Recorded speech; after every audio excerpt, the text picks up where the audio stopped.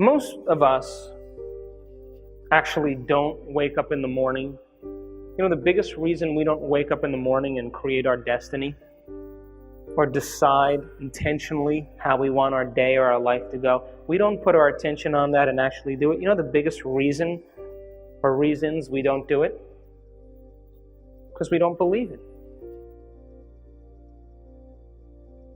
If you look at a functional brain scan of a person who is thankful, that can move into a state of gratitude, the subconscious brain turns on completely, which means then that they have their mind and body working together. They're feeling exactly the way they're thinking. And it's re-instructing the body, it's reconditioning the body. And because they're in a state of thankfulness, it's affecting their health dramatically and very quickly. There's no block between the conscious mind and the subconscious mind. If you ask that same person to begin to rifle through all the problems in their life and put their attention on that, you know that that same brain turns off, which means now that person is separated from their subconscious mind, their own greater mind, just by the act of thankfulness. Now, if you believe that the quantum law has anything to do with your destiny or your future, could you give thanks for things that you don't have yet, but in the quantum law exists as a potential? Could you give thanks for the things that you haven't perceived with your senses, you haven't smelled or tasted or felt or touched, but exist in your mind? If you can give thanks for those things and you're in a state of gratitude, what is the signal that the body's getting? That it's happened already, wouldn't you agree? Because so much of our struggle as human beings is that the mind and the body are always working in opposition. We can consciously declare one thing, but we have conditioned the body over time to live in a different chemical state. It's become the mind. And so there's always an opposition. When we get mind and body working together, when we have mind and body on the same page, that is when the heart is open. When we have mind and body, our thought and action, intent and behavior, all working together, we have the power of the universe behind us.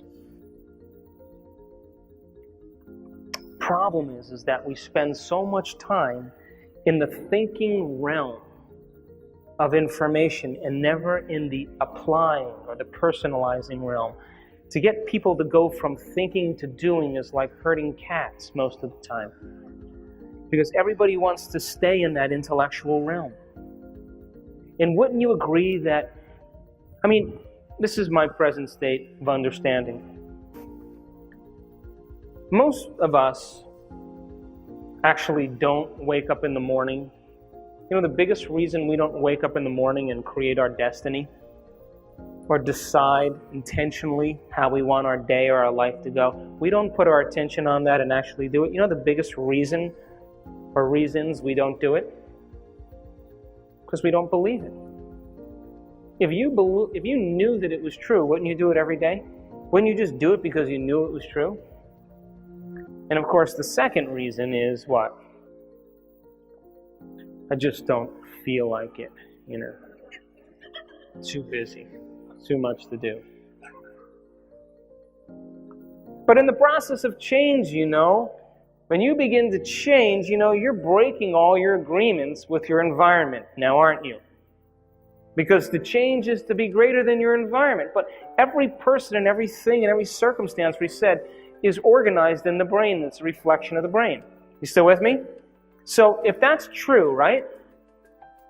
And you no longer want to think and act and feel the same way. The people in your life that we have in our life are pretty much there because we have an emotional chemical agreement with them. Because why?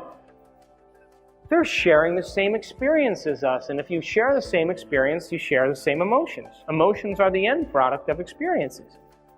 You guys with me? And we know that the brain is organized as a reflection of the environment, because when you meet someone for the first time, you shake their hand and you say, "How are you doing?" They go, "Great." And they go, "Listen, I used to live in this place." And then I say, "You lived in that place?" "I lived in that place." "You know those people?" "I know those people too." When did you live in that place?" "Oh, in 2002. I lived there in 2002 also." "And you experienced those things?" "I've experienced those things too. I like you." We have a relationship now because we neurochemically are aligned. And if we share the same experiences, we have the same emotions. Would you agree?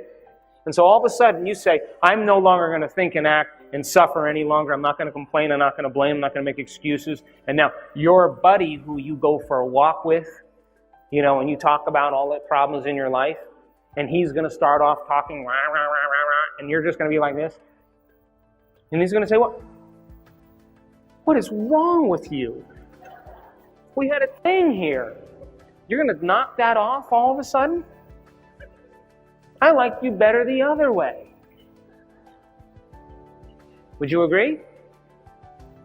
So as we begin to change and we begin to alter the circuitry in our brain, and we begin to organize it and make it work in new ways and grow the circuits in there, the brain is no longer a record of the past now, or a reflection of the environment, but in fact, the brain is ahead of the environment. The brain now is organized ahead of the experience. And the quantum law says the environment is an extension of your mind.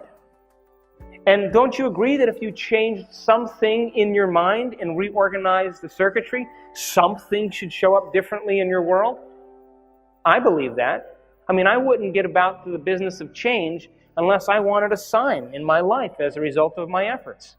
And I want a sign that comes in a way that I can't predict, and I want it to be surprising, and I want it to leave no doubt that it came from a greater mind, so that it inspires me to do it again, so that it's out of routine, that it wakes me up.